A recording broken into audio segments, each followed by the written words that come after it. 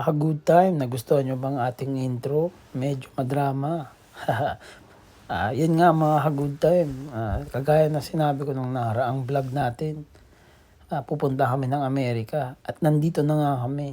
At ngayon, umaga, tayo ay maglalakbay papuntang Sequoia National Park.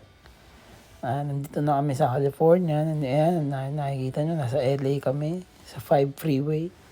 Paakyat kami ng Sequoia National Park. Ang biyahe natin ay mga 3 hours, 30 minutes to 4 hours. Yan ang aking kapatid at ang kanyang asawa na si Hunter. Yan, kumakain ako ng Bugles. Sarap, bagong flavor. Ngayon ko lang natikman. Ng aking magandang asawa. Ngayon, meron kaming travel vlog. Maiba naman, hindi naman mga pagkain ng ating pag-uusapan.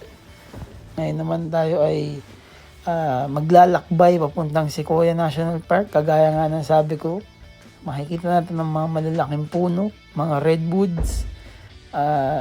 Ang sa akin, nakita ko sa mga review, napakaganda daw dito sa lugar na to. Tara mga good time, samahan nyo kami sa aming paglalakbay. Ayan, nakita nyo kung gaano pa tayo katagal bago humarating.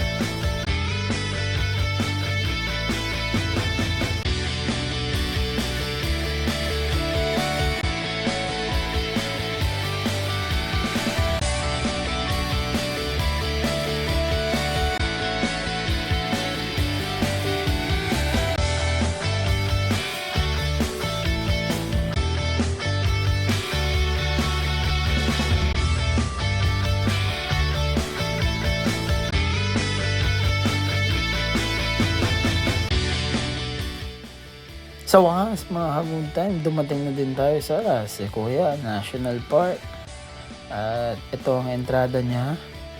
Ayan, nakita nyo, madaming puno. As usual, kasi National Park, maraming nature. Ayan, asawa ko, hi. Ang ganda. Ayan, ito, medyo pumasok na tayo sa bandang loob. Ayan, nakita nyo yung mga ulap. Ang daming taas na natin. May mga bato. Ang ganda ng ulap. Ang ganda ng mga bundok. Ayan, video-video lang. Lahad-lahad. Tingin-tingin. Sightseeing. Ganda nyo, puro bundok. Ang ganda. Diba? Ayan, nandito na tayo ngayon sa may big trees. Ayan, ito, itong Sequoia National Park, no, hindi siya sobrang laki. Napakalaki pala niya. Sorry. Napakalaki.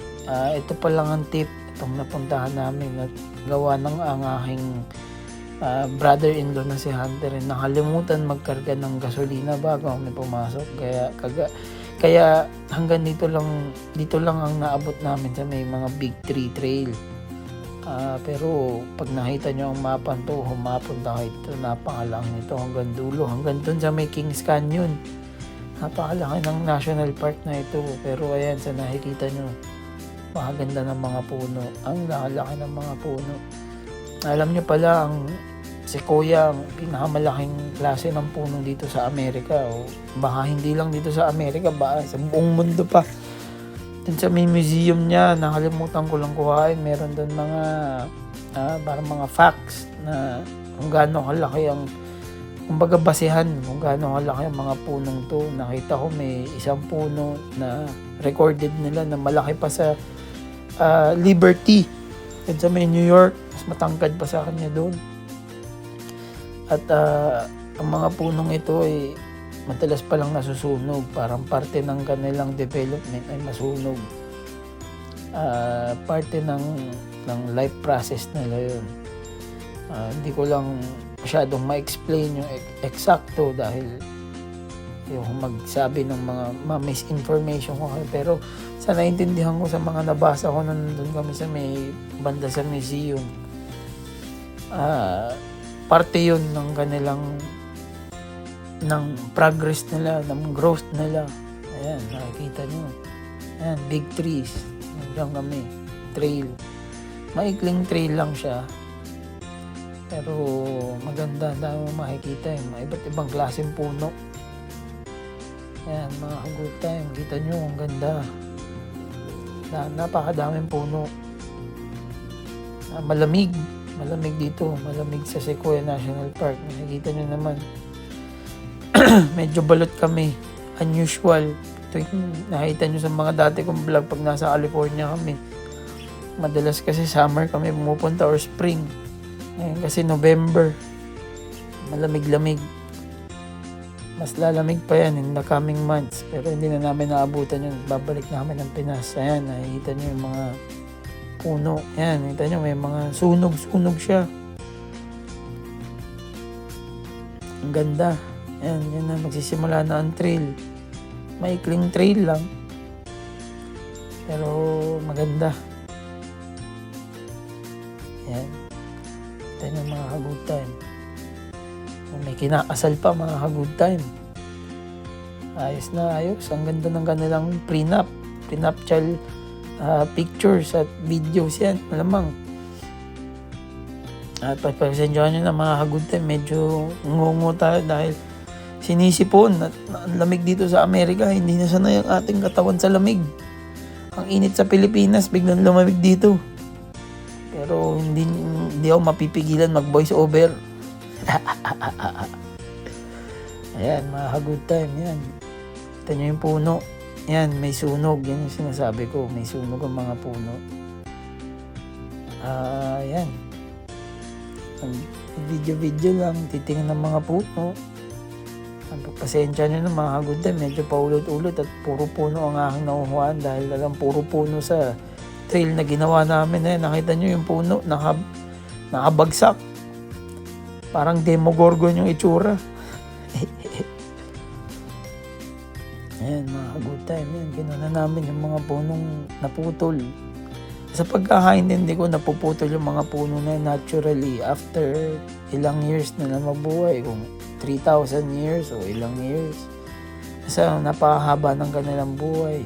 Pero pag time na mamatay na sila na lang ay biglang babagsak. Mag-isa. Walang nagpuputol dyan. Walang nag-illegal logging dyan. Yan, pumasok ko sa bandang loob.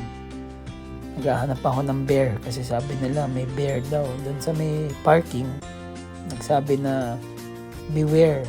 Merong potential na bear na baka naglalakad at huwag nyo papakainin dahil pag pinakain ng pagkain ng tao baka maghanap lagi ng mga tao mangharas, mamilit humingi ng pagkain. Ayan, ikot-ikot lang mga good time habang nagtitrail, lakad konti, exercise, sightseeing. Ayan, ang ganda ng mga puno. Ay, nakita nyo itong punong to. Ang galing niya. Para siyang na-infuse dun sa may bato. Ang galing, kakaiba. Parang nagsanib sila. Kung titingnan mo yung puno mabuti, parang akala mo nanganak siya, parang nanganak ng bato. Siguro lumaki yan. Nung lumaki, nandyan na yung bato. Tapos, kumonekta na lang siya dun sa bato. Siya na lang nag-adjust. Minsan natin matuto kang mag-adjust. Hindi pwedeng ikaw lagi. May ganun. Ayan, nakita nyo yung puno. Ang galing. Kala mo, konektado sila ng bato. Mas umakyat kami dyan, nagpa-picture. Ayan, yan ba? Maraming pambunong makabagsak. Ayan, ang lalaking puno. Ang lalaki talaga. Parang pakaramdam mo, lalabas si King Kong. Sa laki. Ng Jurassic Park. Ito na. Tapos na pala kami niyan. Yan. Kumain kami bago bumalik ng bahay sa may Anaheim. They don't have. Racing Kings. Sarap. Tikman mo.